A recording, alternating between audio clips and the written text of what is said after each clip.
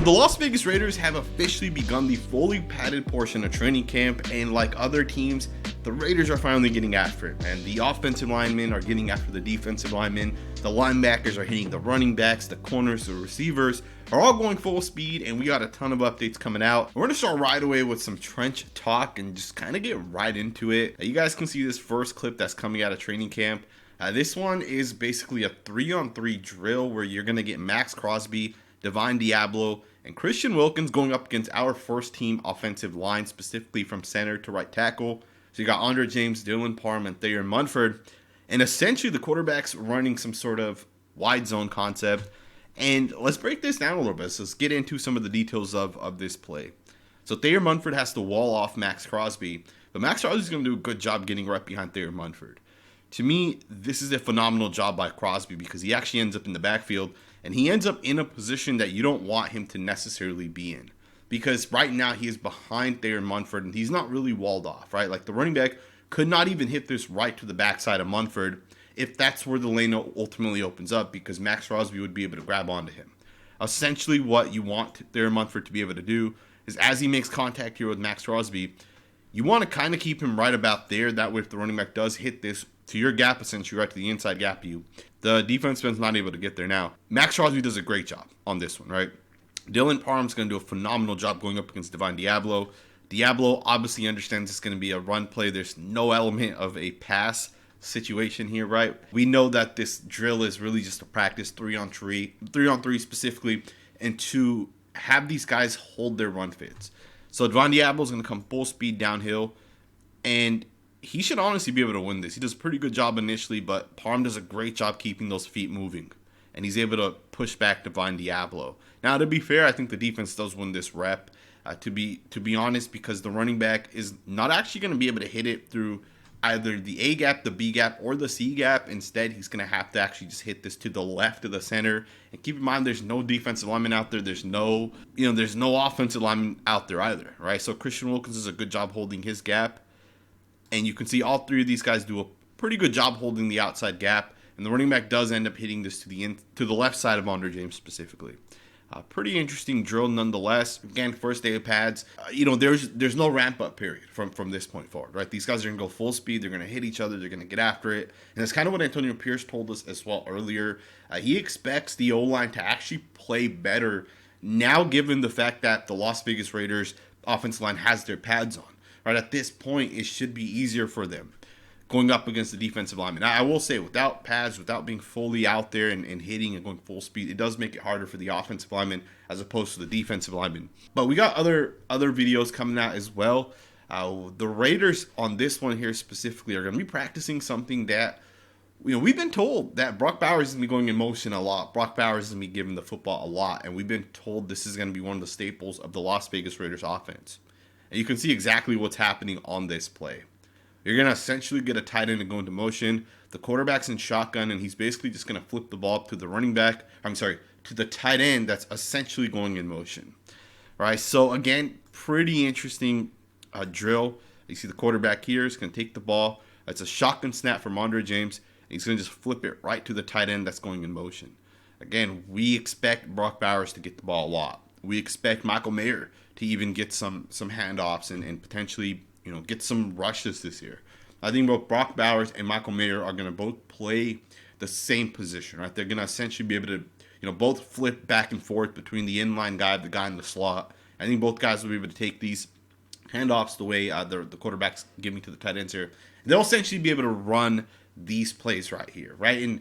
And I'm excited for this, man. I think for the Las Vegas Raiders, the best thing you can do if you're the Raiders is come up with the best design of a play, right? So if you're going to put a guy in motion, you're going to flip the ball, great. But let's take it to the next step, right? Let's allow Luke Getsy to add more elements to that. Maybe on the next one, you fake the flip, and then maybe there's a guy coming in some sort of orbit motion. Maybe it's Trey Tucker coming around. You hand him the football. Maybe it's DJ Turner or one of these other guys. From my understanding, I did talk to a guy that was at the Raiders practice. He did say that the Raiders are handing the football off to their receivers as well. Guys are going into all types of different motions, and he didn't know the verbiage, so he can't confirm if it's like a fake toss to the tight end with the orbit motion, right, which is like the long motion around the quarterback's backside when the quarterback's in shotgun. And is he handing the ball off? Like he wasn't 100% sure, but the Raiders are running these different type of motions. They're getting guys the ball in different type of ways. And I think for the Raiders, you gotta play up to 2024 offenses. Right? You gotta play up to par with the Shanahans, the Slowicks, the Andy Reids. You gotta play up to that standard when it comes to offense, and specifically the design element of it. Right? Because Brock Bowers is a phenomenal football player, but if you can't utilize him properly, then he's not a phenomenal football player. Right? He's not gonna be that good then. If you're not able to get him the football properly and allow him to do what he does best, and then it's kind of a waste at that point. So pretty interesting drill right there. I do want to talk a little bit about some of the things that I was told. I had asked the guy that I speak to at camp to take some notes on some specific things. One of the things I wanted to see was, how is the Las Vegas Raiders run game specifically? Because for me, I think when it comes to the Raiders run game, it's going to be pivotal for that run game to get going. If the Raiders run game does not get it going, we're not going to have success. We're just not going to have success. Our team will not be able to have success if we're constantly in a situation where it's like 3rd and 8. If it's a situation where it's 3rd and 12, right? Because the run game's not able to get it going. Last year we struggled to run the football, and I think that was a big part of our offense struggling last year. And I think this year, for the offense to have success, we got to have success with the guys up front. Right? The guys up front got to be able to open up holes. The running backs have to be able to do their thing. We did see small glimpses of Zamir White last year, so I hope that carries into this year. But so far in camp, it hasn't really looked that good. The guy that I spoke to, I asked him about the run game, and I asked him specific questions when I spoke to him about 30 minutes ago. And I asked him specific questions about what it was that he saw that made him feel like, hey, the run game's not that good. He said, first and foremost, Dylan Laube apparently looks good. We'll talk about him here in a second. But outside of Dylan Laube, he said the one thing he was noticing with guys like Madison and Zamir White was they didn't look explosive. They weren't able to find the actual lanes. It seemed like the defensive linemen were consistently beating the offensive linemen. He said specifically he saw multiple plays where like Adam Butler got involved. He saw plays where Byron Young, ultimately beat the center or the guard, and he got into the backfield. We expect Christian Wilkins to win. Tashawn Reed actually also put something out there on Twitter that I saw. He was asked who the Raiders starting guards were today. And it's 2 guys that are expected, right? Cody Whitehair and Dylan Parham. But he said that it hasn't been a good day for the interior offensive line. So Tashawn Reed, today kind of saw that same thing where the Raiders interior offensive linemen were not looking that good. That's exactly something that I was told. The Raiders interior guys are struggling. Now, I guess the good thing with that is one of our starting guards, Jackson Powers-Johnson, is not playing at the moment. I also want to take it a step further and say, although Andres Pete, the left tackle, should not impact the interior guys, sometimes when you're running zone concepts and those type of things, if you're a left guard, you got to rely on your tackle sometimes. You got to rely on your tackle to get in front of the guy that needs to be cut off if you're the backside guys. Sometimes you got to rely on certain guys, certain tackles specifically, to be able to do their thing. And if the tackle struggles, then sometimes it makes it hard on the interior guys as well. Now, the Raiders right now have a backup left tackle in, and they have Thayer Munford at right tackle. Munford obviously has to get out there and prove himself this year. But apparently it hasn't looked good with the Raiders interior guys. And I want to see, how it kind of develops. One of the things I've been hearing a lot about is that Dylan Parham's not guaranteed to start for the Raiders this year. Dylan Parham, the same way Cody Whitehair and Jackson Powers-Johnson are kind of battling it out. Dylan Parham's battling it out with Jordan Merritt for that right guard position. Now, we all expect Dylan Parham to obviously win that job and start, but don't sleep on Jordan Meredith. Like, there's a chance this guy can push for a starting job, especially if Dylan Parham's not the guy we thought he was his rookie year. Rookie year, Dylan Parham was legit. Second year, Dylan Parham was not a good football player, and we don't know what we're going to get in the third year. So we'll see what ends up happening in year 3 with Parham. Does he take that step? Does Jordan Meredith kind of push him? We'll see what ends up happening. But we'll see what happens. Even at the left guard spot, obviously, I don't think Cody Whitehair is going to start. Hearing that the interior offensive linemen are struggling and Whitehair's the left guard, that makes sense to me, right? I'm not surprised with that at all. There were also, multiple run stops at the line of scrimmage. And, of course, the guy that was really getting involved was Adam Butler. Vincent Monsignor put this tweet out saying that Adam Butler is having himself a day today at Raiders practice. This was something that we've been hearing over the last couple of days. Both Adam Butler and Byron Young although Byron Young wasn't mentioned today specifically. But those two guys have been having great practices for the Raiders, and it's not surprising when you think about how good the Raiders' defensive line is. You know, if you're the Raiders' offense line, and let's say you're Dylan Parham and you're Thayer Munford, and across from you have Adam Butler and Maxx Crosby, who are you going to focus in on? Are you going to keep your eye on Maxx Crosby a little bit more than you will with Adam Butler? And that's not a knock on Butler, but that's just kind of what offensive lines will be doing in the NFL, which means for Adam Butler, that's an opportunity for you to take over games. And on day one of pads, Adam Butler did just that. We've seen what Adam Butler brings. You know, we've seen this guy's tape. The guy's a phenomenal football player. He's a phenomenal pass rusher. He has good hands. He's quick. He's explosive. I think Adam Butler's, you know, especially when you consider how much he's making, is the most underrated player in the entire NFL. Considering that this guy's, you know, not making that much money, Adam Butler has so much upside. He has so much production. And for me, I love the fact that the Raiders were able to bring him back this year, because he could have probably went and gotten a little bit of money somewhere else. But Butler obviously decided he wanted to stay with the Raiders and play with Christian Wilkins. So I think he's played with in the past as well. I think Butler was with the Dolphins for a year. So it's going to be exciting. It's going to be an exciting year for the Raiders. Our defensive line has been absolutely getting after it. We have some young guys, you know, up and coming. We have the veterans in Crosby and Wilkins. Malcolm Koonce may have a phenomenal season. So I'm excited to kind of see all of that and see just kind of how it goes as we go forward. We also do have an update on the quarterback situation. And I did also talk to my guy about the quarterback situation specifically. He said, although it was better today, the quarterbacks definitely looked a lot better. It was definitely cleaner in terms of, you know, how they looked over the last 4 or 5 practices. He said it still wasn't that good, right? Like he said it wasn't great, right? It wasn't exactly what you would want come day one of the regular season, but he said it was better. And I think that's all you can ask for if you're at this point. You know, the Raiders don't have Patrick Mahomes. They don't have Justin Herbert. They don't have a franchise quarterback yet.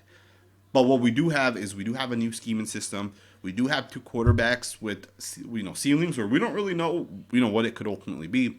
And what the Raiders needed from last week to this week was a little bit more hope, was a little bit more development, and that's exactly what we got today. Aiden O'Connell, Gardner Minshew had a couple of really, really nice passes.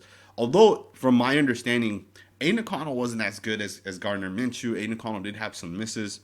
Apparently, Aiden O'Connell on the first play of 11-on-11s fumbled the handoff to Zamir White, which is kind of interesting. That's how you start 11-on-11s. He was strip sacked on a different play, and then he also had 2 passes that were bad passes. One was to Trey Tucker. Trey Tucker was wide open, and he way underthrew it. And then I think Jack Jones dropped the interception, or it may have been one of the other cornerbacks. So one of the cornerbacks drops an underthrow where Trey Tucker was open, and then on a different play, Devontae Adams broke free. He was wide open, and Aiden O'Connell overthrew Devontae Adams. So those are just the little things that I think have to get cleaned up. And those will get cleaned up, right? I don't think those are that big of a deal, right? If Aiden O'Connell's overthrowing guys, underthrowing guys, I think those things get cleaned up, because we do got to keep in mind, you know, we don't know Luke Getsy's offense, you know, where it comes to every little detail. So when Devontae Adams is running a, you know, 20-yard in-breaking route, we don't know if there's an option on that in-breaking route for him to, you know, instead of go, you know, 8 yards in, you know, maybe he goes 12 yards and then goes in, right? We don't know what Luke Getsy's verbiage is. We don't know the detail within it. And Aiden O'Connell's learning that for the first time. So all these passes he's throwing, he's learning those things for the first time. But regardless, I'm glad that the Las Vegas Raiders offense did have more success today. We do have some of what the beat reporters were saying, specifically on Twitter, about the overall day. We have 2 separate opinions. Vic Tafur comes first. He says that the Las Vegas Raiders offense was a little better today thanks to some misdirection, play action, and double teams of Crosby. He said baby steps, right? So the Raiders offense was a little bit better today, according to Vic Tafur. Levi Damien said that the defense won the day again, and it wasn't close.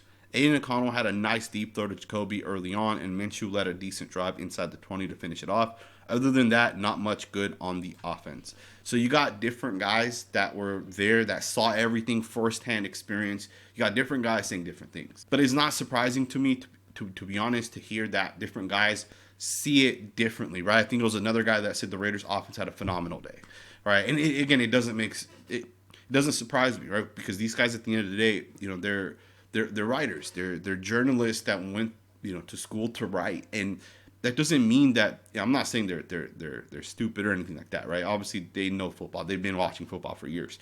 But sometimes you might see something and they might think it's different than what it is. The other day, we had a reporter saying that Aiden O'Connell, he apparently had some sort of play where he audibled and then it was like a quarterback draw. And it didn't make sense to me that Aiden O'Connell would run a quarterback draw. Now, it would make sense if Aiden O'Connell ran the read option, and that would make sense because the Raiders have added that element of a read option into their offense. But to call that a quarterback draw is not the same thing, right? And it kind of tells you that, if you're a writer, it doesn't necessarily mean you're a football mind, right? So with some guys saying the offense had success and some guys saying that the defense had success, to me it just kind of makes sense that these guys might not 100% know, exactly what's happening out there. But regardless, we got other news that's also kind of coming out. Dylan Luabe apparently has looked very, very, very, very good. Dylan Laube had one specific play that the guy that I spoke to told me that Laube had a play that went for like 25 plus yards, and it was essentially a touchdown, right? He basically went unblocked. He obviously stopped, 30 yards down, but it would have been a touchdown. There was no one in sight. It was a pin pull to the outside, so essentially the tackle blocks down, the tight end blocks down, the tackle gets out in front, and it went for a huge touchdown, and that doesn't surprise me. Dylan Laube has looked really, really good. We talked about this yesterday in yesterday's video. Luke Getsy talked about him a little bit. Antonio Pierce has talked about him a little bit. It does not surprise me to hear that Dylan Laube is having success. Dylan Laube is going to actually end up being the Raiders running back at some point this year. Now, will he start? Yeah, absolutely. I think at some point Laube is going to take over. And this could be a really good find by Telesco, man. I really do think that with Laube. The guy looks good. And Vincent Montanaro also says something interesting about Laube. He said that Dylan Laube has already been getting first-team reps in the third down offense. That's crazy to think. He's saying that Laube looked impressive with the ball in his hands, might be making a move on the depth chart. So we've already talked about this multiple times, right? We know what Dylan Laube's role is, right? You guys know this. I know this. Running backs will have different roles. So Zamir White, he'll run the short down carries. Alexander Madison will be a change of pace running back for Zamir White. Third down, you have running backs that come in specifically to pass block. We've had Amir Abdullah, historically speaking, to kind of do that. But Dylan Laube is kind of that same mold to play, right? He's kind of that same guy that comes in and he's going to pass pro on third downs. He's going to come in, he's going to get his nose in there. And he'll also run routes, right? Out of the backfield, he's a third down guy. And Vincent Montanaro is telling us that Laube is already getting those first-team reps. And I'm so excited to hear that because I think Laube is going to be a really, really good running back in the NFL. There's just so much upside with this guy. He's explosive. He's fast. Laube is definitely our fastest running back, right? I saw a clip of him running, and he looks fast as hell. And I'm excited to see what he actually does in the preseason. I'm excited to see what he does when the Raiders go out there with their first-team unit. And, when they put everything that we've been hearing, when that gets actually put onto the football field, we're going to see what this Raiders team really has. I think Laube is one of those guys that's going to actually have a lot of success. I'm excited to kind of see how it really shapes out. Seems like he's already the third down running back for the Raiders, which means Amir Abdullah could be replaced sooner rather than later. But it is interesting nonetheless. And finally, let's talk about Thayer Munford a little bit. We talked a little bit about him earlier in that 3-on-3 drill. Thayer Munford apparently exited the Las Vegas Raiders practice just a few minutes ago, according to Vincent Montanaro. He said not sure what the issue was, but he left the field along with the trainers. And then rookie DJ Glaze took over at right tackle with the ones. He's held his own for the most part. So a couple of different parts within this tweet. So first and foremost, Thayer Munford had a left hand injury. So he went off the field, he got it wrapped, he was back on the field, and then he ultimately took the rest of the snaps with the number ones. But the other part that we're hearing from Vincent Montanaro is that DJ Glaze apparently, and I quote, held his own for the most part. That right there is interesting because I'm pretty sure DJ Glaze went up against Maxx Crosby, and for him to quote-unquote hold his own is interesting, and that's kind of what you want to hear. I don't expect DJ Glaze to take over for Thayer Munford. If anything, if Thayer Munford were to get replaced with DJ Glaze, it would be because Thayer Munford himself lost the job, right? Not that DJ Glaze has overtaken the job. I find it hard that a third-round rookie tackle is going to come in day one and start, right? Or just kind of take over the job in preseason. That's a very, very, very hard thing, in my opinion, to do. Now, if it happened, I wouldn't be surprised. But I do expect Thayer Munford to be the starting right tackle for the Las Vegas Raiders, at least for the first, many weeks, unless he struggles. Maybe there's a swap at that position. But I also like the fact that DJ Glaze is the Raiders' second string right tackle. This right here basically just confirms that DJ Glaze is the second string right tackle for the Raiders at this point. And I want to see what this guy has. So this is another guy we'll be keeping an eye on when the actual preseason comes around, when he starts going up against, whatever team it is that actually puts their ones in. Because some of these teams we play will have their ones in the preseason. And I'm excited to see what DJ Glaze has. I'm excited to see what Thayer Munford has, Dalton Wagner. I'm excited to watch all these different guys. At the same time, if DJ Glaze held his own at right tackle, is there a chance DJ Glaze starts competing for the starting right guard job? Playing guard is a lot easier in the NFL than playing tackle. As a guard, you don't play in space. You play in a limited space because you have two guys to your sides. As a right tackle, you're playing in space. It's a lot harder. But if DJ Glaze is able to hold his own at right tackle, what about right guard? Should the Raiders potentially give him that option to be our right guard? We'll see what ends up happening, but I'm really excited with this report that's coming out of DJ Glaze. I think DJ Glaze has a ton of upside as well, but we'll see if he can actually really put it together and really have some success. Finally, if you guys did not hear, Richie Incognito, man, apparently fired up the Raiders' offensive line. Antonio Pierce talked about this a little bit. Richie Incognito fired up the offensive line, and he, kind of wanted them to get after the defensive line a little bit. And I'm glad that Richie is in there talking to the Las Vegas Raiders offensive line. I truly believe this. For the Raiders to have success this year, it's going to come down to the offensive line. If the offensive line can really get out there and make some things happen, the Raiders as an overall team will have success. Because if your offensive line's good, it means you'll be able to run the football. And it'll also mean you'll be able to keep the quarterback clean. And I think if Aiden O'Connell's kept clean, he'll be able to get some passes out there. He'll be able to hit Devontae and Jacoby and Tucker and Bowers and Mayer. I believe there's one more practice, and the Raiders will get a couple days off. And then they'll have 3 straight padded practices. They might actually be off tomorrow. And the day after. Don't quote me on that. But then they'll have 3, hardcore back-to-back practices. And I'm excited for all of it, man. There's so many great things coming out. I'm fired up, man. If you guys don't know, I'm truly fired up. The season's officially here. We're going to have real football going forward. So let me know what you guys think, man. Subscribe if you guys are not subscribed. And I will see you guys next time with another video.